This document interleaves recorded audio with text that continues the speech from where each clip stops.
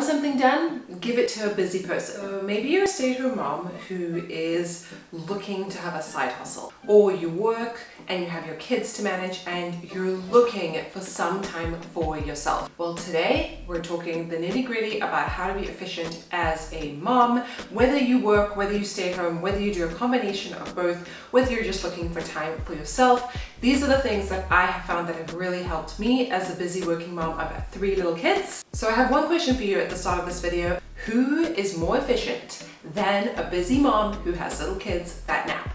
I'll tell you, no one. No one is more efficient than a mom who has to get things done during nap time. Am I right? And after you become a mom, you realize how much time you squandered before. Here's a little secret. After you become a mom, yes, everything changes, your whole world changes, but those dreams, desires, things inside of you that you always wanted to do, often they stay and they still exist, and they don't go away if you don't attend to them. The obvious question is, how do you still live out your dreams, pursue that career that you want, enjoy those hobbies while still being the mom and the person that you've always wanted to be? But before we jump in, if you're new here, hello, my name is Julie. I make videos on YouTube all about motherhood, productivity, mindset, efficiency, all that kind of stuff. I'm an occupational therapist by training. I have 3 little kids myself, and I'm always searching for better ways to work smarter, not harder. All right, first off, there are a couple of fundamentals that you need, and I think that if one of these fundamentals is not working, the whole thing is gonna kind of implode. So what are those things? Mindset, sleep, and a schedule for you and your family. I have a bunch of mindset videos on my channel. In fact, I feel like that is the backbone of my whole brand. So I will link those videos up above and down below in the description. I encourage you to check them out because it really does start with mindset. Same with sleep. I have a bunch of videos that I will link above and down below. Fundamentals, we all know how important sleep is, but it is truly game-changing if you're trying to be a more efficient person. I've always been a proponent of a schedule, but since becoming a mom, I am like hardcore about it, and it's one of the first things that I take my clients through is like, what is happening with your schedule? I have been using Callie Brasfort's method, which is a $1 notebook method. I will put it up here somewhere, and I'm probably going to do an in-depth video about how that whole system has really worked for me. So that's something that I've been doing a lot lately, and it's been really, really great. I will link that video of hers that you can go and check out for yourself as well. Mindset. As I've said, this is something that is fundamental to how I operate in life, and I've talked about it a lot. The first thing you need to do is really manage your expectations. You might not need as much time to do things as you think. The classic example is cleaning your home or doing the laundry. If you actually had to time yourself, it wouldn't take that long, but your mind builds it up to say that it's going to take too long, you don't have time, you're too tired. You think of a million different excuses. Actually, if you just got the darn thing done and stopped procrastinating, you would have so much more time left over for the things you do actually want to do. The second thing when it comes to mindset is, are you being realistic about what you want to achieve? I know for me, I was applying a lot of pre-children Julie to post-children Julie and getting really frustrated that my expectations of how much I could achieve did not meet the reality of what I could achieve, and that made me really miserable. Really examine what expectations you're putting on yourself, because that could be part of the problem. You're just overloading your to-do list and there's no way that you could get it all done, and that just makes you miserable and demotivated to get going. So sleep. This is something I usually talk about in the context of babies and little children, but it is really important for us as adults too, and if you want to be the most efficient version of yourself, listen up. The first thing when it comes to sleep, consistent bedtime. And I hate to admit this because there are nights that I want to stay up late, but having a consistent bedtime, going to bed give or take within 30 minutes of your scheduled bedtime, makes a world of difference and helps you really set your circadian rhythm and wake up feeling refreshed. I actually need to give myself a bedtime routine. I'm not the best sleeper, so I need that wind down time. I need that relaxation time, just like you would read a book to a baby or give them a bath. Just allow them to wind down. Do not underestimate how important that is for us as adults. Something that I have noticed is watching what I eat before bed. I seem to be pretty sensitive to sugar and caffeine late at night. I'm sure a lot of people are. So chocolate is the classic, which contains both and is easy to overeat. I cannot eat too much chocolate, the hour or 2 hours before bedtime. I really have to limit myself. And if I'm going to indulge, I have to do it earlier on in the day. Exercising. Wow, this has been an absolute game changer. As someone who kind of tends to overthink and I lie awake at 3 in the morning and think of all the things that are going on, exercising is that missing ingredient that I wasn't paying enough attention to, because when you exercise and your body is actually tired, you're much more likely to stay asleep and get a deep, restful, restorative sleep because your body really needs it. So that really helps me. Being active and physical really helps me sleep better, and I notice when I don't work out. And then the elephant in the room is your kids sleeping. Are your kids sleeping? If they're not, that's obviously going to affect how well you sleep. Make sure you check out my kids' bedtime routine video, because that might help you get your children onto a better routine so that when they sleep, you can sleep.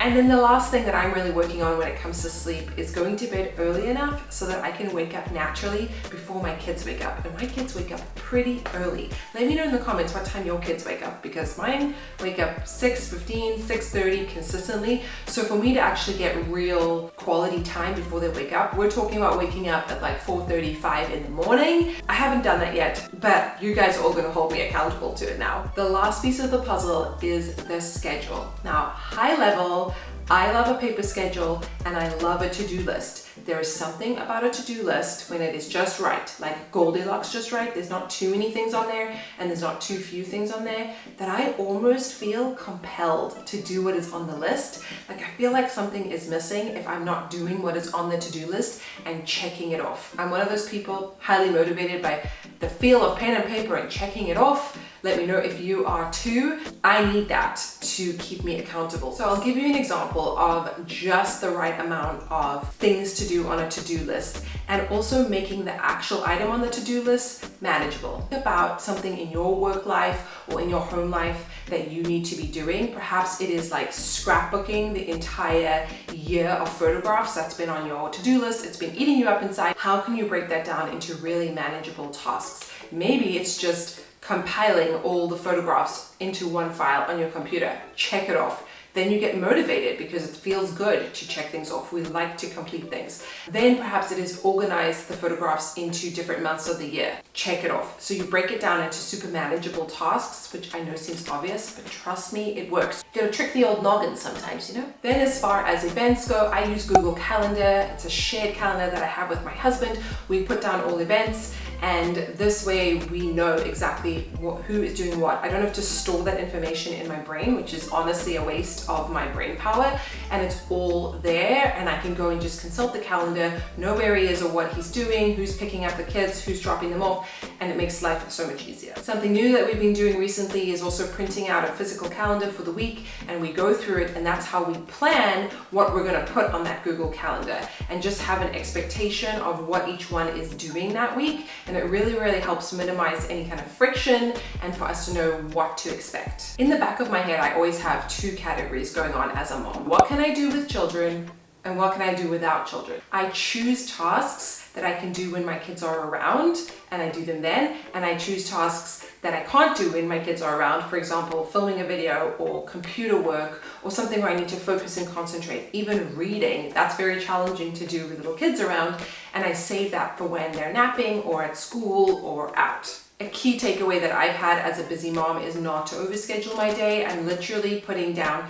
2 or 3 tasks, and if I get those done, I feel pretty accomplished. There are so many tasks that I'm doing throughout the day that I don't even take the time to write down. I know that if I've got those 2 or 3 done, that I've done a pretty good job and I feel accomplished, and that helps me keep going and helps me keep that discipline up of being productive. And then the last thing that I do is I schedule in no schedule. So in my mind, sometimes I write this down or sometimes I just keep it in my head. I will have the hours of between 4 and 8 as like open schedule. We could go to the library, we could go to a park. It's kind of scheduled into the day, but it is not necessarily hard and rigid. And I like that because with children, you need to have flexibility. I don't want them to be overscheduled themselves, but I like to know what to expect and how to manage myself. So here are some general helpful tips that have really helped me to stay productive. Always ask yourself the question, is this important and urgent or just important? I'll give you a great example. Laundry.